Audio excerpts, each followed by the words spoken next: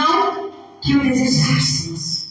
Era desprezado e mais indigno entre os homens, homem de dores e experimentado nos trabalhos, como um de quem os homens escondiam o rosto. Era desprezado e não fizemos dele caso algum.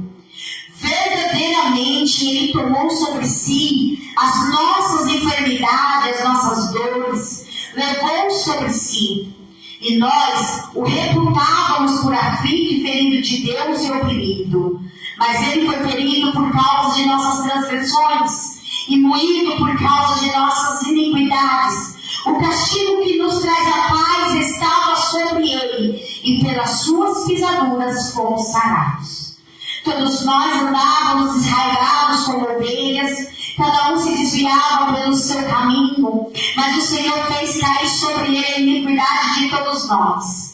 Ele foi oprimido e afligido, mas não abriu a sua boca. Como o cordeiro foi levado ao matadouro, e como ovelha muda perante seus tosquiadores, assim ele não abriu a sua boca. Da opressão e do juízo foi tirado. E quem contará o tempo de sua vida? Porquanto foi cortado da terra dos viventes, pela transgressão do meu povo ele foi atingido. E puseram a sua sepultura com os ímpios, e com o rico na sua morte, ainda que nunca cometeu injustiça, nem houve engano na sua boca. Porém ao Senhor agradou moê-lo, fazê-lo enfermar, e quando a sua alma se puser por expiação do pecado, verá sua descendência, prolongará os seus dias, e a boa vontade do Senhor prosperará na sua mão. Ele verá o fruto do trabalho de sua alma, e ficará satisfeito. Com o seu conhecimento, o meu servo, o justo, justificará muitos, porque as iniquidades deles levará sobre si. Amém? Amém. Palavra forte, né? A palavra do Senhor vai dizer aqui, ó, em Isaías 53, Jesus ainda não havia nascido nessa época. Mas o profeta messiânico, um homem de lábios impuros, um homem que habitava no meio do povo de lábios impuros, levantado como profeta Isaías, começa a anunciar a vinda do grande Salvador. Ele anuncia em Isaías 53 o sofrimento que Jesus iria passar.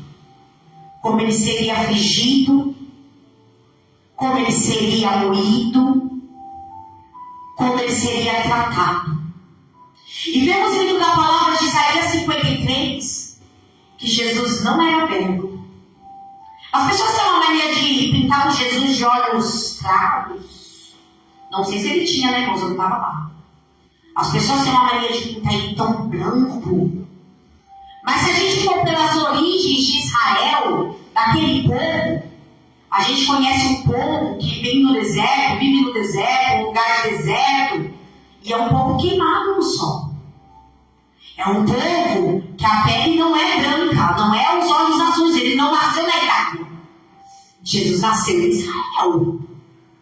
E se a gente for pelas origens, pode ver, as pessoas de Marrocos, da Turquia, de vários lugares, você vê que a pele deles, eles são quase todos morenos, né? A maioria tem o costume da barba, né? Porque são origens, irmãos. O Brasil tem sua origem, tem a sua cultura, mas Israel tem sua cultura. E a palavra do Senhor, através do profeta Isaías, vai dizer que Jesus, quando ele viesse, não seria um homem formoso. Jesus era um homem, não era aquele homem vistoso que quando já chegava todo mundo parava e falava, ó. E por isso muitos o negam até hoje. Eu vi uma frase, na verdade eu não acho, porque esse negócio de acho não é de crente. Eu vi uma frase umas 3 semanas atrás e eu salvei, porque eu falei na mesma hora, Senhor, usa essa frase. Todos somos nós que temos um banquete espiritual preparado pelo nosso Deus, mas se contentamos com as migalhas que o mundo nos oferece. Todos somos nós que temos hoje, pela sua infinita graça, pelo seu grande amor, a oportunidade da salvação, mas nos deixamos ser levado pela voz do tentador. Todos somos nós que conhecemos a Jesus, sabemos que Ele é Deus de milagres, sabemos que Ele pode fazer grandes coisas, mas corremos para os caminhos tortos. E a palavra do Senhor vai falar que Jesus não era um homem formoso, não era um homem bonito. E não pense você que Jesus também era um homem desocupado. Vamos falar de Jesus? A Bíblia diz que Jesus, que Jesus, ele começou seu ministério aos 30 anos de idade. E ele morreu aos 33. Mas até 30 anos de idade, Jesus trabalhava. Jesus, ele trabalhava na carpintaria do seu pai, de José. Então vamos ter aí um Jesus que não fazia corpo mole. Temos aí um Jesus que entendia que mesmo sendo filho de Deus, sendo Deus, ele estava aqui na terra. E na terra, todos nós temos obrigações. Seja cuidar do lar, seja trabalhar para poder cuidar da esposa dos filhos, seja para trabalhar para cuidar de ajudar o esposo, seja de trabalhar para poder cuidar da mãe, mas nós temos obrigações. E a palavra do Senhor vai falar então que Jesus, então, quando ele viesse para a terra, ele seria sofrido, afligido, moído, para que nós tivéssemos paz. Sabe por que o cristão ele tem paz? Porque ele tem a certeza que tem alguém que luta por ele. Glória a Deus. Ele tem a certeza que ele pode dormir tranquilo, porque quando ele estiver dormindo, o Senhor está guardando ele. E sabe essa paz que só o Senhor Jesus dá? Foi através dele verter aquele sangue dele na cruz. Foi através de um sacrifício que nenhum de nós estamos dispostos a pagar. A palavra do Senhor vai dizer, se formos olhar a crucificação dos 4 evangelhos, onde vai falar em Mateus, Marcos, Lucas e João, fala de uma crucificação que não é simplesmente ser colocado, pregado numa cruz. Vamos entender um pouco? Para você entender que Deus, Jesus sendo Deus, ele não se poupou por amor a mim e a você.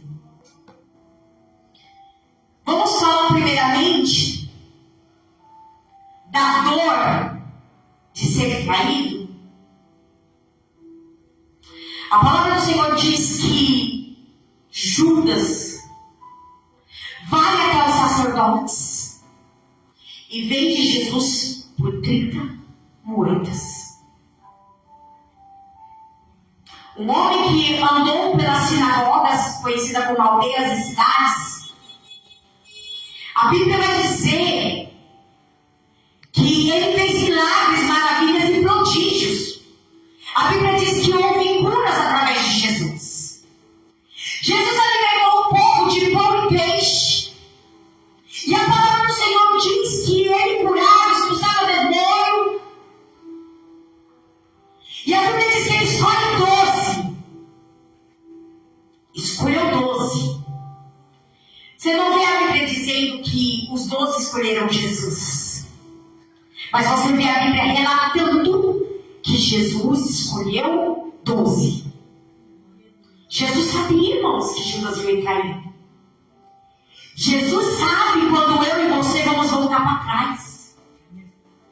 Jesus sabe quando eu e você vamos blasfemar contra Ele. Jesus sabe quando eu e você vamos querer desistir, jogar tudo pro alto. Mas mesmo assim, Ele te escolheu.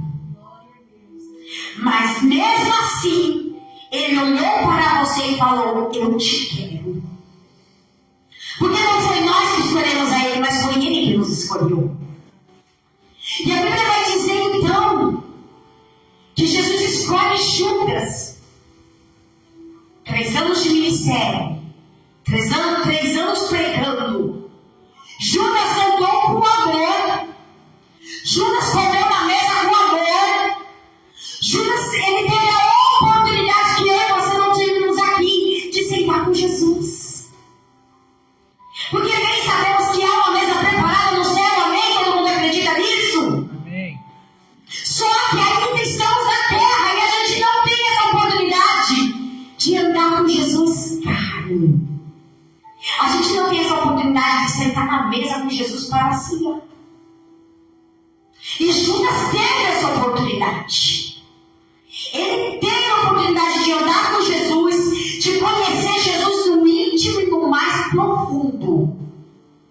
Mas a palavra do Senhor vai dizer que Judas o trai. Que Judas simplesmente vende Jesus. Quantas pessoas nos conhecem, sabe das nossas dores, mas ainda assim mesmo toca nas nossas feridas, fala que não deve falar de nós. E dói? Responde para mim, igreja, dói? Ser traído dói? Ser caluniado dói? Agora imagina Jesus escolhendo Judas para ser seu discípulo, porque Jesus escolheu ele para ensiná-lo. E ainda assim foi traído por ele. E calma que eu ainda não saí da pregação, é que eu vou chegar em alguma parte. Jesus conhecendo o profundo de Judas e sabendo que Judas ia trair, Jesus poderia escolher outro. Mas tinha um propósito a se cumprir.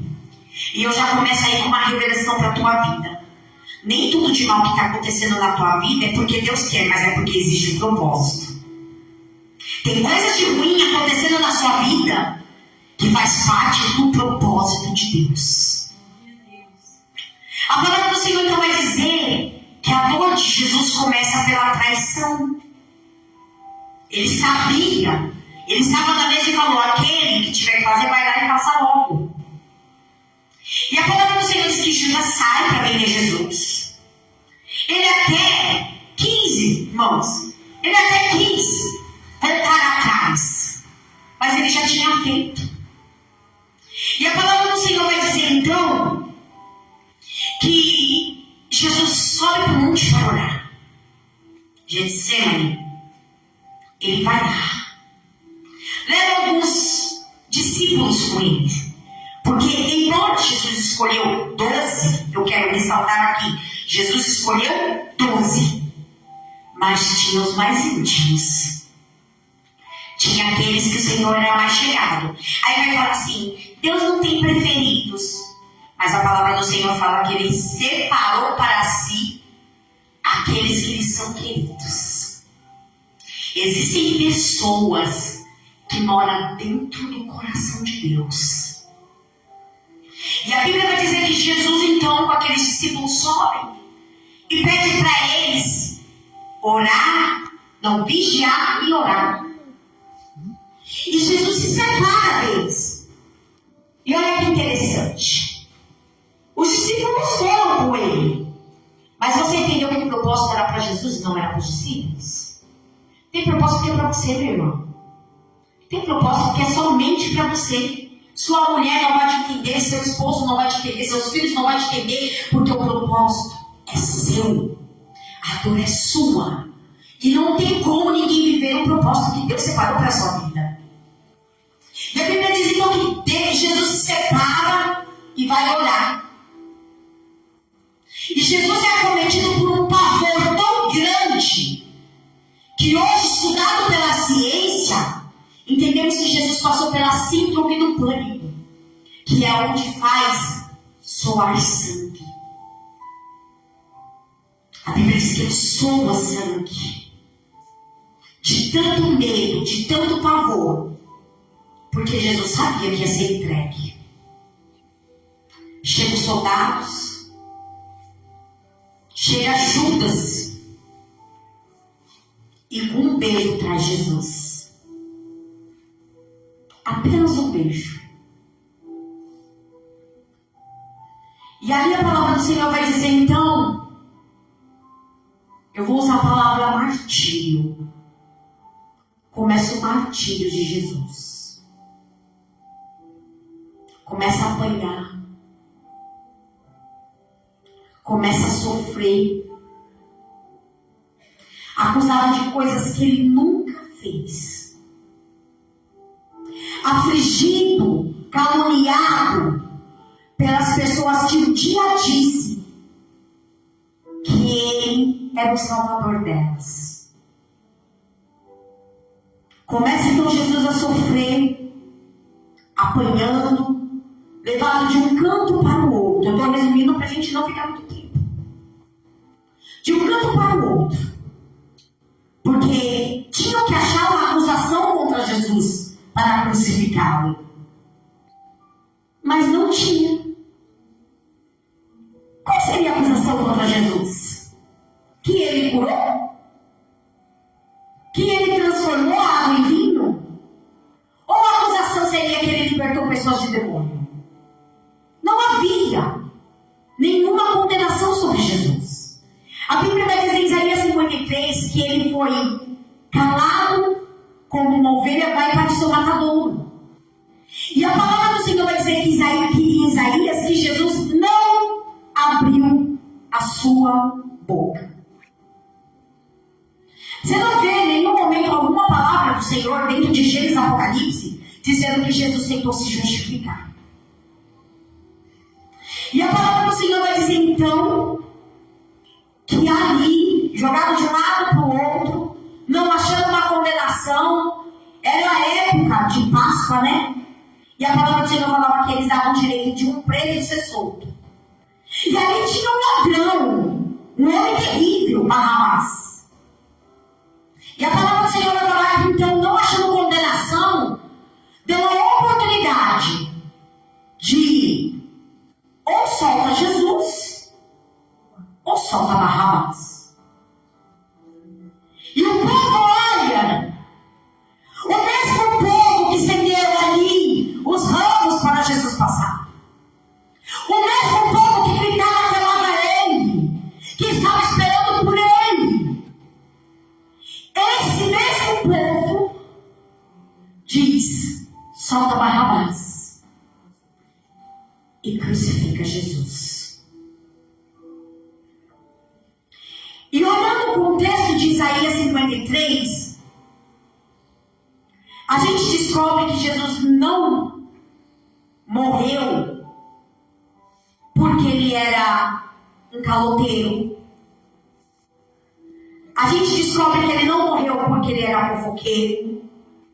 A gente descobre que ele não morreu porque ele era ladrão, que ele era prostituto. A gente descobre que Jesus não morreu porque ele era ruim. Mas a gente, lendo Isaías 53, a gente descobre que ele morreu por causa de mim, por causa de você.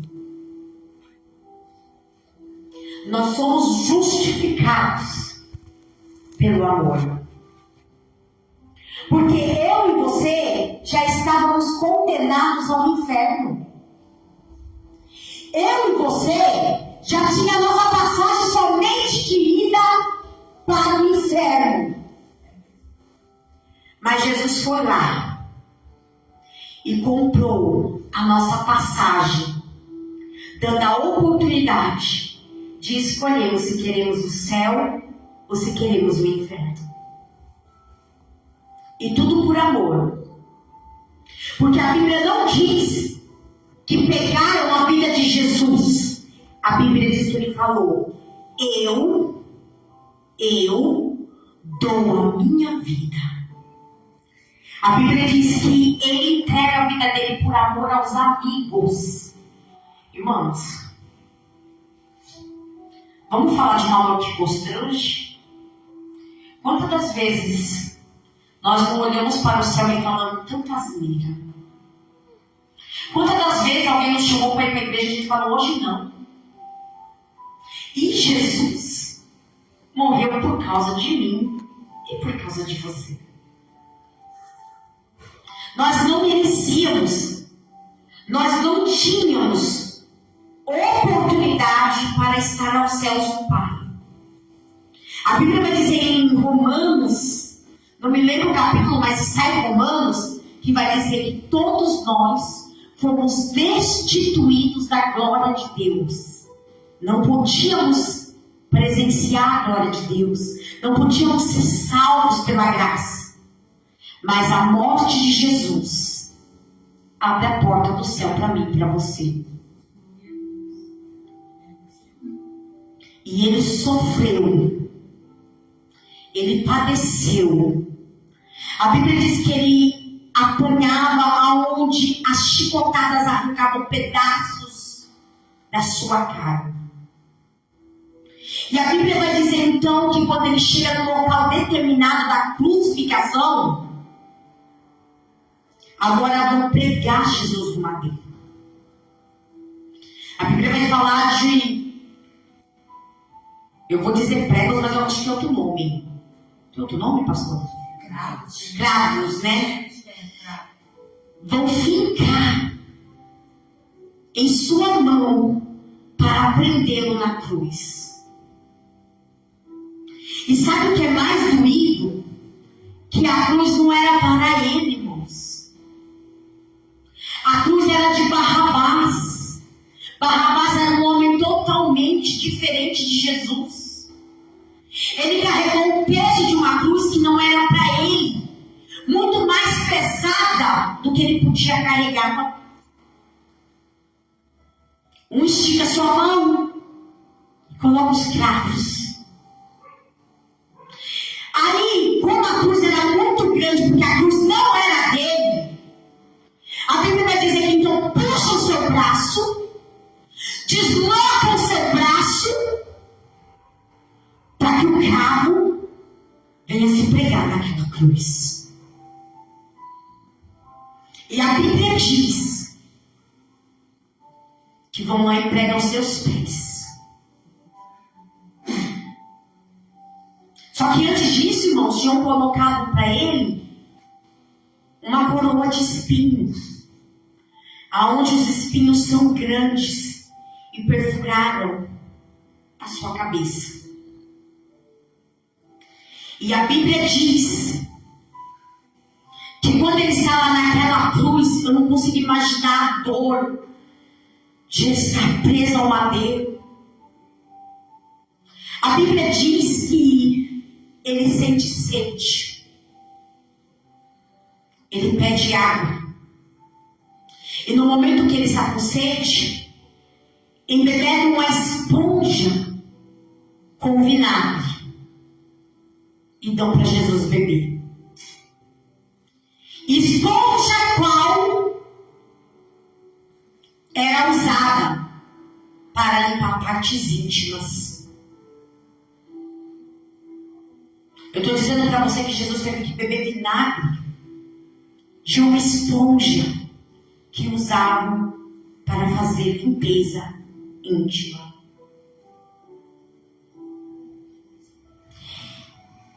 E quando nós falamos de justificação de Jesus por amor,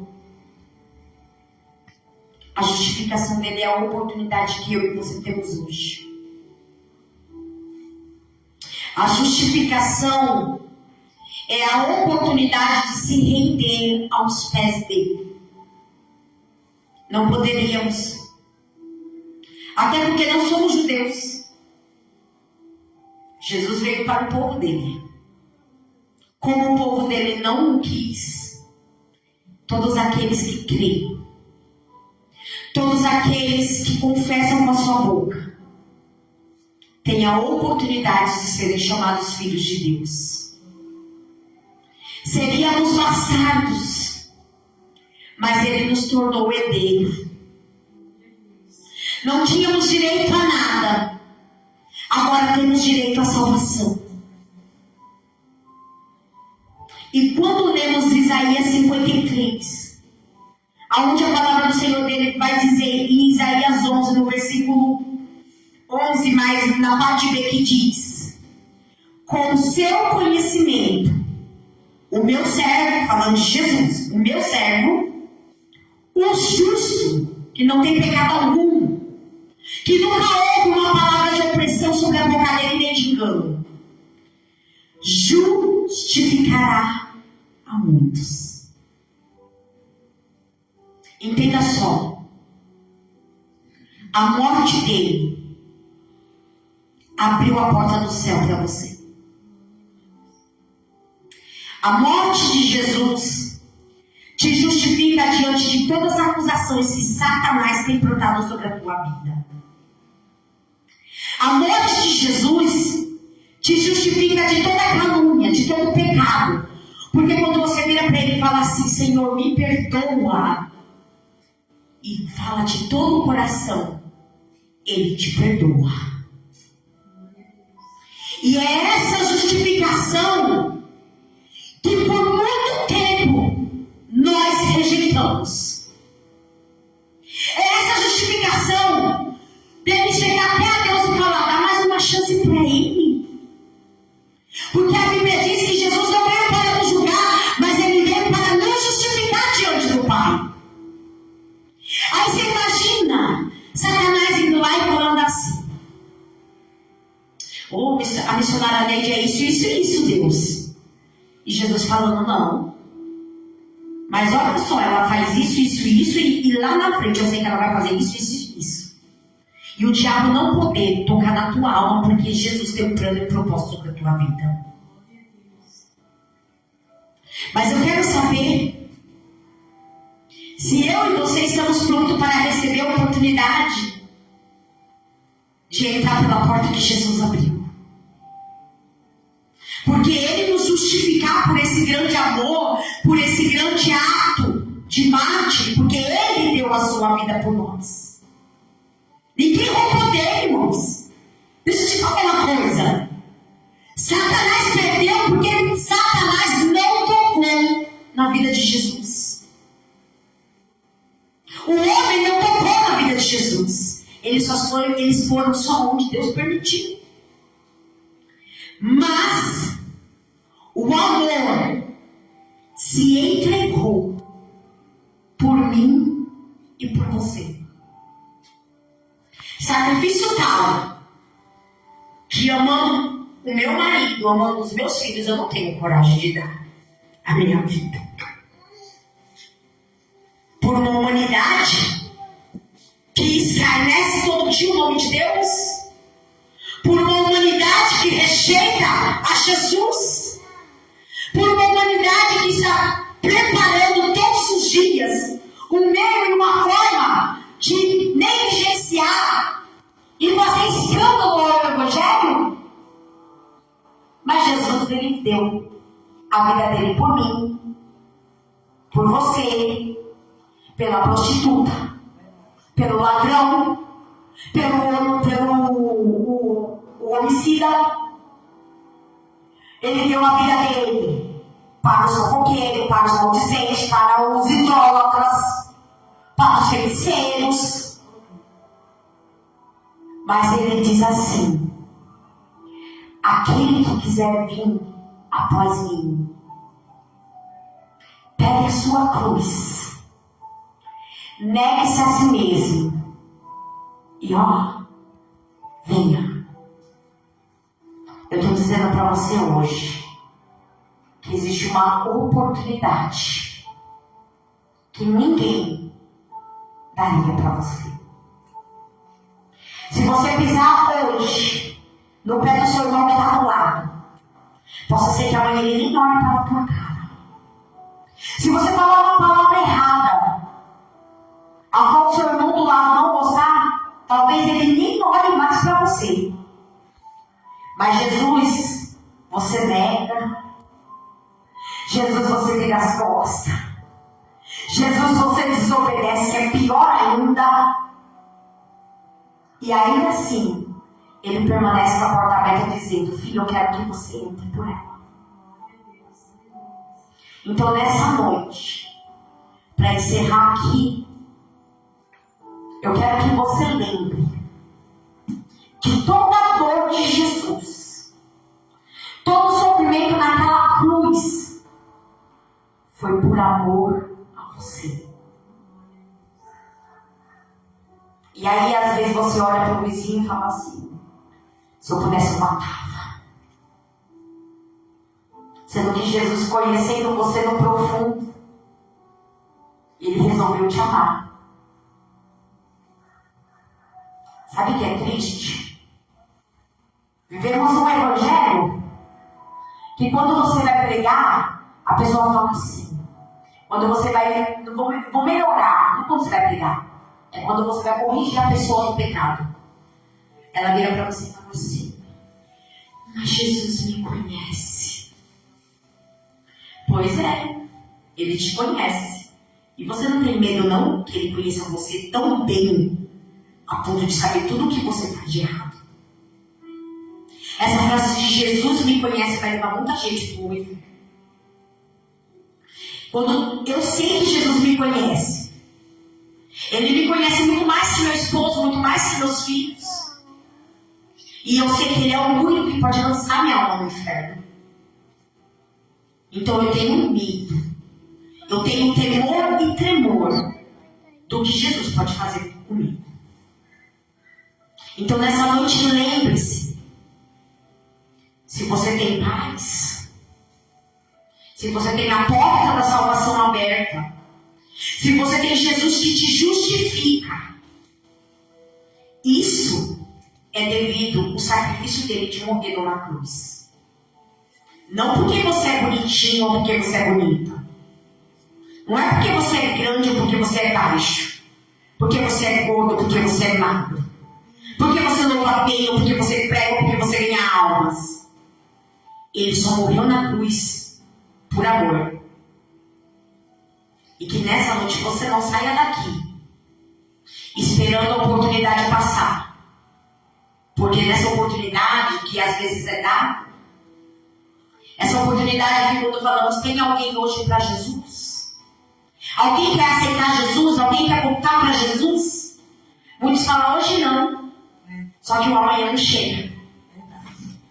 Então que nessa noite, se também existe alguma coisa que te distancia de Jesus, porque a única coisa que te separa de Jesus é só o pecado, que você venha ter tempo de se arrepender. Porque breve ele vem. E guarde contigo a tua fé, a tua força, não desanime, porque ele vem com ele em seu lugar ladrão. Amém? Glória a Deus, eu quero agradecer pela oportunidade.